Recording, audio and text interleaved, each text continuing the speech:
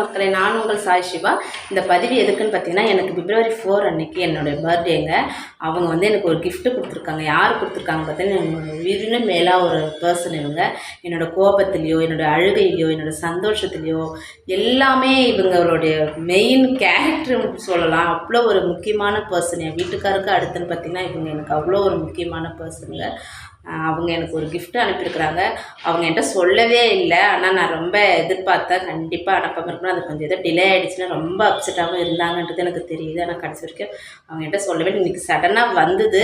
சரி, வந்ததுமே நான் உங்களுக்கு ஒரு வீடியோவை காமிச்சிடலாம். அது என்னவா இருக்கும், எனக்குமே அது என்னதுன்னு தெரியாதுங்க. அது என்ன கிஃப்ட்டுன்றதை நம்ம பார்த்துடலாமா? ஓகே,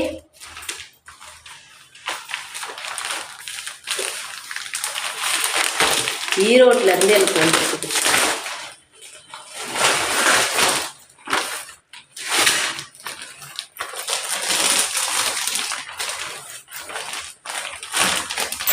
ஆக்சுவலாக அவங்க யாரும் கொடுக்கறதுக்கு முன்னாடி எனக்கு என் கைக்கு ஃபஸ்ட்டு சேரணும்னு கூட எதிர்பார்த்துருக்காங்க. இந்த கிஃப்ட் இப்போ நான் பிரிக்கிறது அவங்களுக்கே தெரியாது.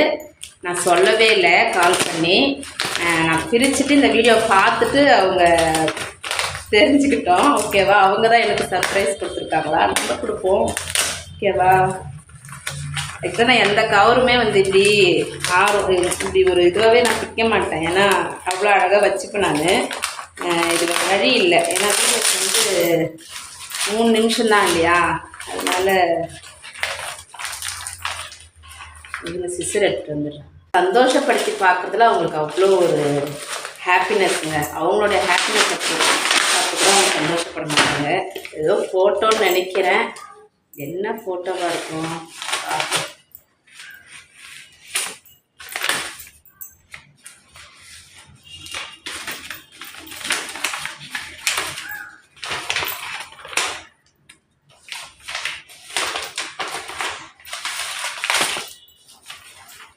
ரொம்ப இதுவாக இருக்குது. உண்மையுமே எனக்கு ரொம்ப ஹாப்பினஸ் ஆகிடுச்சு பார்த்தோம். நான் இன்னும் ரொம்ப எதிர்பார்த்துட்டு இருந்த ஒரு கிஃப்ட்டு இது. ஆக்சுவலாக என் வீட்டுக்காரர்கிட்ட கூட நான் எதிர்பார்க்கலங்க. அவங்கக்கிட்ட நான் எதிர்பார்த்துட்டு இருந்தது ஒரு விஷயம் இது.